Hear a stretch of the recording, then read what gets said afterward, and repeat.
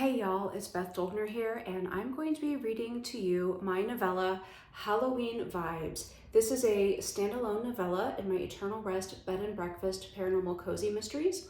And this is a fun little Halloween adventure with Emily Buchanan and her friends in Oak Hill, Georgia. So here we go. Chapter 1. The woman raised the knife, the silver blade glinting in the late afternoon sun. Her brown eyes narrowed, and she tilted her head thoughtfully. "Right here will do," she said quietly. She slashed downward with the knife, a small smile on her face, and her brown hair swinging over her shoulders with the force of the motion. There was a hollow thud as the knife made contact, sinking all the way to the handle. "Oh, that's going to be cute," Emily Buchanan said to the woman, nodding in appreciation. She lifted a glass of sweet tea off the tray she was balancing in one hand and set it down on the folding table. "Thank you," the woman answered, sparing a brief glance at Emily before she prepared to make another cut along the design she had drawn onto the pumpkin with a black marker. "Wyatt is making a scary jack-o'-lantern, but I want mine to look like the ones I'd carved with my sister when we were little." "Too bad she couldn't join us this weekend," the other woman at the table commented. She was still drawing a face onto her pumpkin. "I haven't seen her since your wedding, Rebecca." "Remember, Sherry, she's got 2 little kids and a baby now," Rebecca answered. "If I want to see her, I've got to go to her." "Believe me, I tried to convince her to come this weekend. Her kids would love Halloween in Oak Hill, just like she and I did when we were that age." Emily put a glass of tea down in front of the man sitting next to Rebecca. Just as his wife had said, Wyatt had drawn a scary face onto his pumpkin. He had already cut off the top and was busy scooping the seeds and fibers out of the inside. The folding table was covered with that week's editions of the Oak Hill Monitor, but just in case her guests got a little too enthusiastic with their carving, Emily had put the tables outside, on the lawn in front of Eternal Rest Bed and Breakfast. The afternoon was perfect for a pumpkin carving party. To the west, the sun was preparing to slip behind the maple and oak trees, whose leaves were dark red and bright yellow. A light fall breeze stirred up the dried leaves that had already fallen onto the browning grass. Emily glanced in the direction of Hilltop Cemetery. Most of the headstones and mausoleums marching up the hill were already in shadow, giving the old place just a hint of a spooky vibe. "This place is so perfect for Halloween," Rebecca said. Emily laughed. "Are you psychic? I was just thinking the same thing." "It wasn't until I moved out of Oak Hill that I realized what a great place this was to be a kid," Rebecca continued. "I was sad when my parents moved away because it meant I no longer had a good reason to visit a couple times a year." There were 2 other men at the table in addition to Wyatt. One of them, who had sandy blonde hair and a dark tan, flashed a bright smile at Rebecca. "Coming here for Halloween was a great idea. Sherry and I both grew up in big cities, so we never got to experience one of those picture-perfect small-town Halloweens." The other man nudged his friend. "Don't be too sad, Chase. The other 364 days of small-town life are pretty boring. Halloween was the highlight of the year in my hometown." Sherry, who had finally finished drawing the face onto her pumpkin, picked up a carving knife wistfully. "I always imagined kids running down the sidewalk in costumes, with their bags full of candy, front porches decorated, and the sound of spooky music coming from open windows." She sighed, then gestured toward the wide front porch of Eternal Rest Bed and Breakfast. "Just like this." Emily looked up at the porch, feeling a flare of pride for the work she had put into the Halloween decorations there. Black and orange garland curled up the white columns in a spooky spiral. Between the columns, fake spider webs were populated with giant, fuzzy spiders. A plastic skeleton was lounging on the swing, and once the sun went down, the orange lights strung along the porch railing would give the whole scene a nice glow. Yes, Emily thought, there's something about an old Victorian house that's just perfect for this holiday. The house's dark blue clapboard siding and white trim looked warm and welcoming at most times of the year, but during Halloween, it looked slightly sinister. "It looks haunted," Emily thought with satisfaction. "Ugh!" Rebecca slammed her knife down, and Emily's head snapped in her direction as she suddenly worried one of her guests had cut themselves. Rebecca, though, didn't seem to be bleeding, nor did any of the other 4 people sitting around the table. Instead, she was sneering down at the table, her lips pulled back. "Look at this article," She stabbed a finger against a section of the newspaper to the left of her pumpkin. Wyatt leaned closer to his wife as he brushed his dark hair back, leaving a pumpkin seed stuck in it. Joe Carruthers and Gloria Johnson were among those who gathered to celebrate the 100th birthday of Oak Hill's oldest resident. The recent party... Wyatt trailed off and made his own noise of disgust. So that's what he looks like.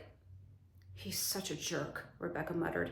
She grabbed another section of the newspaper and slid it over the story. Emily had been trying to politely ignore the moment, but Sherry caught her eye. Ex-boyfriend, Sherry mouthed.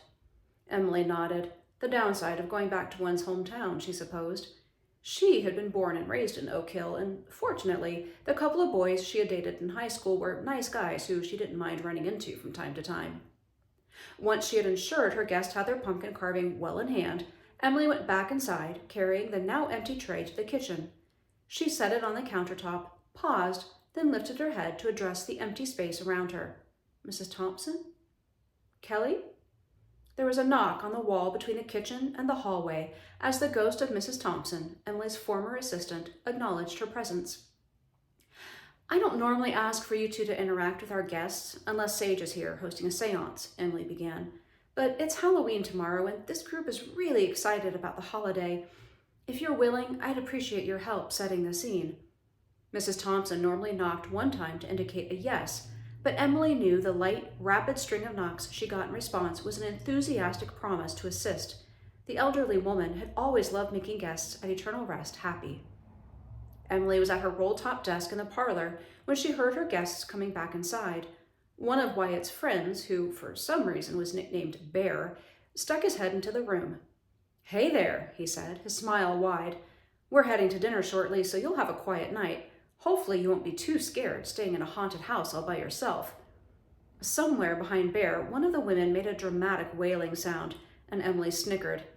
I think I'll be okay, she assured him. Only 20 minutes later, Emily was, in fact, alone in a haunted house.